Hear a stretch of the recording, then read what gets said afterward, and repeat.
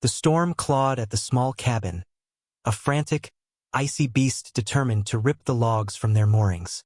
Inside, Silas sat by the embers, the only warmth in a world turned white fury.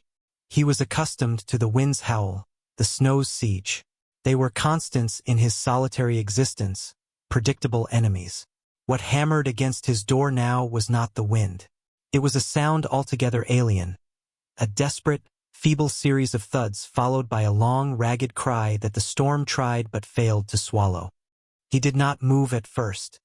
His cabin was his fortress, built with aching muscle and wary vigilance against a world that had shown him little kindness. Strangers meant trouble, always, especially here, on the fringes, where law was a distant whisper and desperation a constant companion. The sound came again, weaker this time, a whimper against the groaning wood. It was not a man's call. Hesitantly, he rose, the floorboards cold beneath his bare feet. His hand instinctively went to the rifle propped by the hearth, its worn stock a familiar comfort. He approached the door, the heavy bar across it a symbol of his isolation, his protection. He peered through a crack in the shuttered window, straining against the swirling snow. A shape huddled against the frame, barely discernible in the blinding white. It slumped lower, then slid to the ground with a soft thud. A human shape, small. He lowered the rifle slowly, his brow furrowed. No one came this far out unless they were lost, desperate, or dangerous. But that sound, that cry, it wasn't the sound of danger. It was the sound of breaking. He wrestled with the heavy bar, the wood groaning in protest. The cold air blasted in as he pulled the door inward a crack. The figure lay collapsed on his narrow porch, a thin, tattered cloak offering little defense against the blizzard. Snow plastered tangled hair to a pale face. A girl, barely more than a woman, perhaps. Her breath came in shallow, rattling gasps.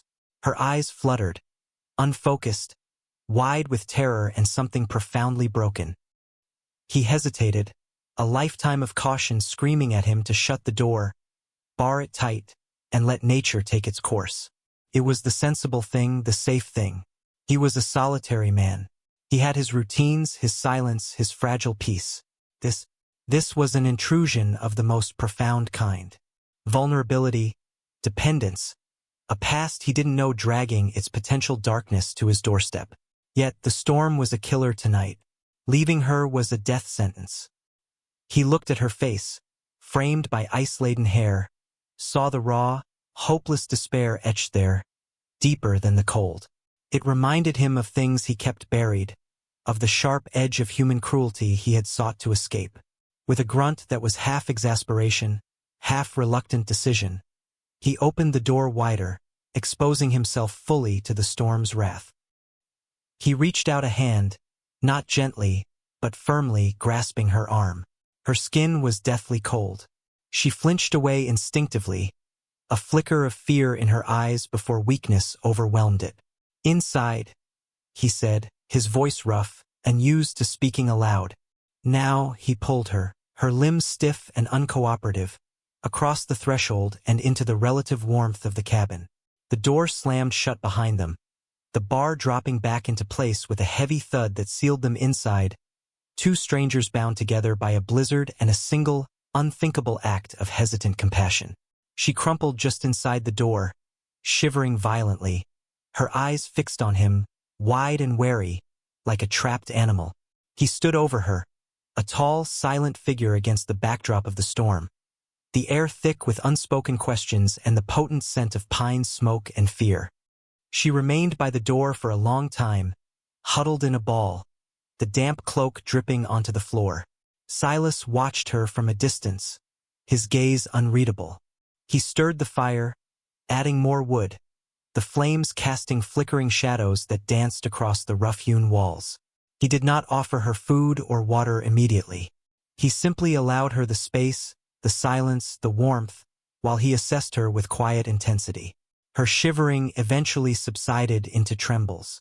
She slowly uncurled, her movements stiff and hesitant. Her eyes, large and dark, darted around the cabin, taking in the sparse furnishings, a table, two chairs, A narrow cot in the corner, shelves stocked with dried goods, tools hanging neatly on the walls. It was a place of stark utility, a life pared down to essentials. He finally broke the silence. "Are you injured?" His voice was low, gravelly. She flinched at the sound, pressing herself further into the corner. She didn't speak, only shook her head minutely, her gaze fixed on him. "Cold?"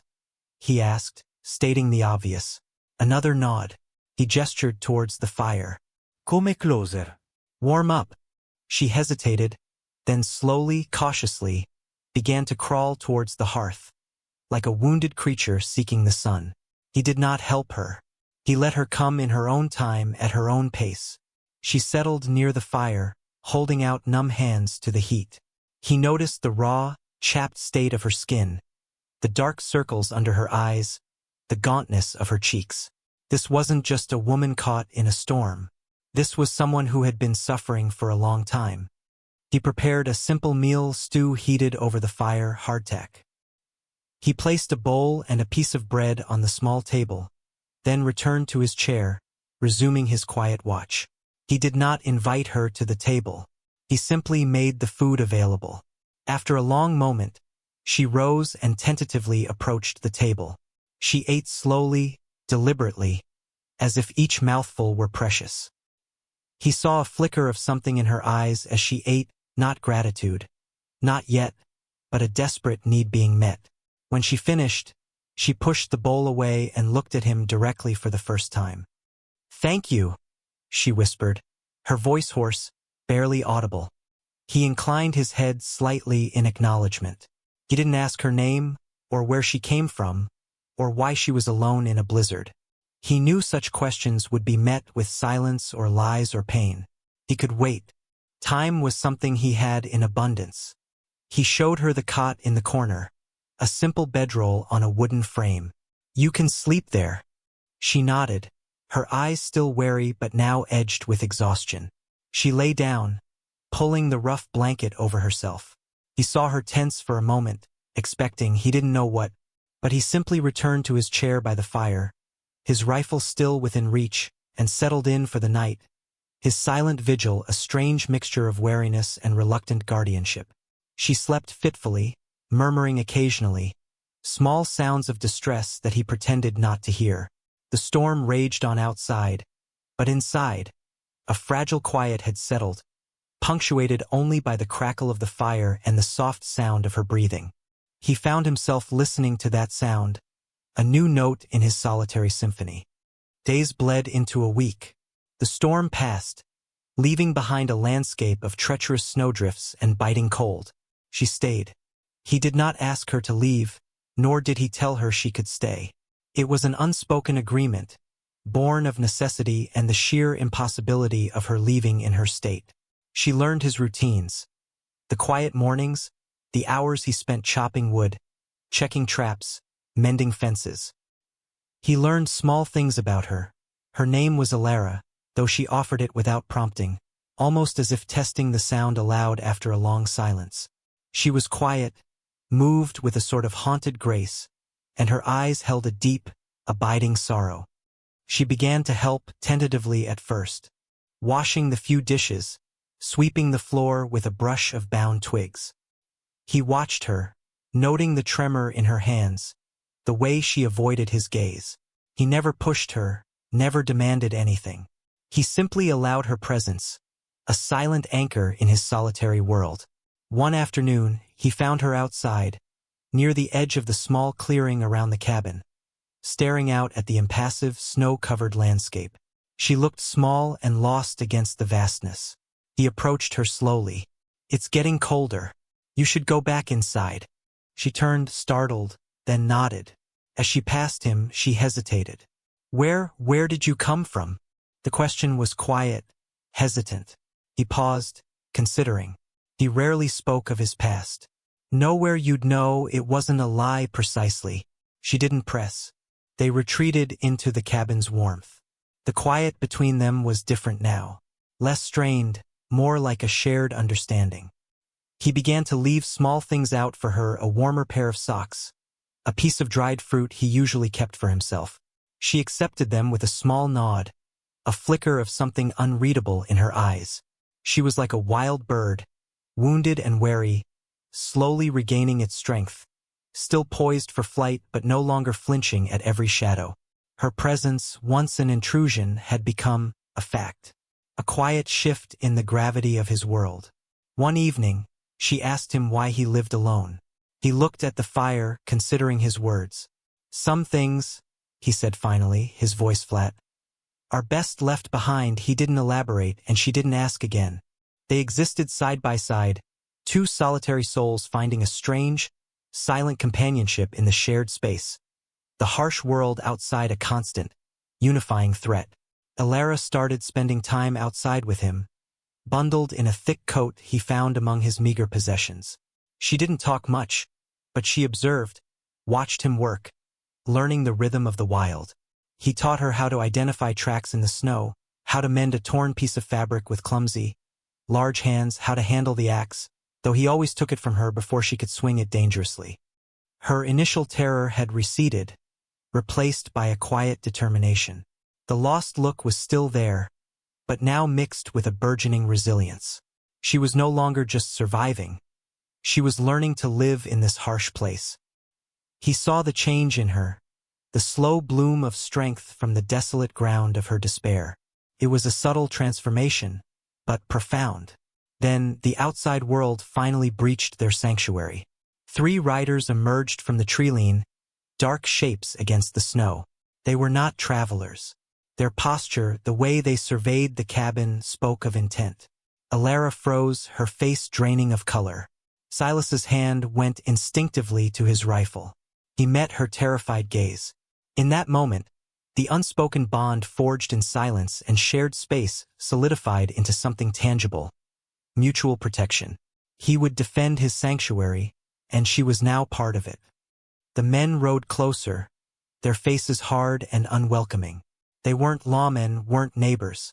Silas knew their kind. Trouble, looking for easy pickings. His gaze swept over them, assessing their numbers, their weapons. 3 against 1 plus a woman. Not good odds in a stand-up fight. He needed to be smart.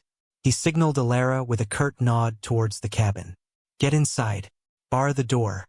Don't open it for anyone but me." Her eyes were wide with fear, but she didn't argue. She moved swiftly, slipping back into the cabin. He watched her go, a muscle tightening in his jaw. He stood his ground, the rifle held loosely, projecting an air of quiet confidence he didn't entirely feel. The men reined in their horses a short distance away. The leader, a man with a cruel smile and watchful eyes, called out, "Well now, look what we have here. Cozy little hideaway. Didn't know anyone was living this far out, friend." His tone was falsely jovial, heavy with menace. Silas didn't move. "This is my land. Keep moving." His voice was steady, betraying none of his tension. Another man chuckled. "Lonely out here, ain't it? Maybe you could use some company. Or maybe we could just use some of what you got." His eyes flickered towards the cabin. Silas saw the direction of his gaze and felt a surge of cold fury. They knew there was someone inside. "There's nothing here for you," Silas said, his grip tightening on the rifle. "Leave." The leader's smile widened. "Maybe there is, maybe there isn't. We'll see for ourselves." He nudged his horse forward. Just as he did, the cabin door opened a crack. Alara stood there, not hiding, but visible, holding Silas's other rifle, the one he kept near the door. She raised it, though her hands trembled slightly. She didn't point it directly at them, but her intent was clear. It was a small act, but it was defiance. An announcement that she wasn't just a victim, but a participant. The men paused, surprised. They hadn't expected her to show herself, much less armed. The leader's smile faltered, replaced by annoyance. "Well, looky here. Got a little wildcat, do ya?" "She's mine," Silas said, the possessiveness in his tone not that of ownership, but of fierce protection. "Leave her be." The third man, younger and more reckless, spurred his horse forward with a yell. "Blast it. Let's just take M." Silas raised his rifle, aiming swiftly. The shot cracked through the cold air, precise and deadly. The young man cried out, clutching his arm, blood staining his sleeve. He reeled in his saddle, pulling back. The other two men froze, their arrogance replaced by startled respect for Silas's skill. This wasn't the easy mark they'd expected. Silas stood his ground, Elara a silent, armed presence in the doorway behind him. The air was thick with tension, the smell of gunpowder sharp. The leader's eyes narrowed, flicking between Silas, Elara, and his injured companion. He weighed the risk. Silas hadn't aimed to kill, but the message was clear. He would defend what was his. And Elara standing there, exposed but resolute, changed the dynamic. They weren't preying on a lonely man. They were challenging a unit. Finally, the leader spat in the snow. "This ain't over," he snarled, but the threat lacked conviction.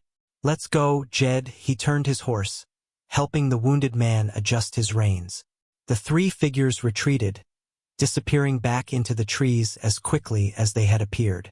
Silas didn't lower his rifle until they were well out of sight. The silence returned, but it was different now, charged with the adrenaline of the confrontation, the shared danger averted. He turned and looked at Elara. She still held the rifle, her knuckles white, her face pale but resolute. "You didn't have to do that," he said, his voice low. She met his gaze, her dark eyes steady. "They saw me. I wasn't going to hide." It was a simple statement, but it spoke volumes about her transformation. The woman who had collapsed whimpering on his porch now stood armed, ready to face down threats. He nodded slowly, a flicker of something akin to respect in his usually impassive eyes. He walked back towards the cabin. As he passed her, he gently took the rifle from her hands. Their fingers brushed, a small contact that felt significant after weeks of careful distance. She didn't flinch away. They went inside, the cabin feeling safe and solid after the external threat. Elara rebarred the door. She turned to face him, her chest still rising and falling rapidly. "They might come back. Maybe," Silas allowed. "But they know better now." He looked at her, truly looked at her. The fear was still there, a residue of the past, but it was overlaid with courage, with a quiet strength that had been forged in hardship and tested in fire. She was no longer the crying girl at his door. She was Elara, a woman who had found her footing in a world that had tried to break her.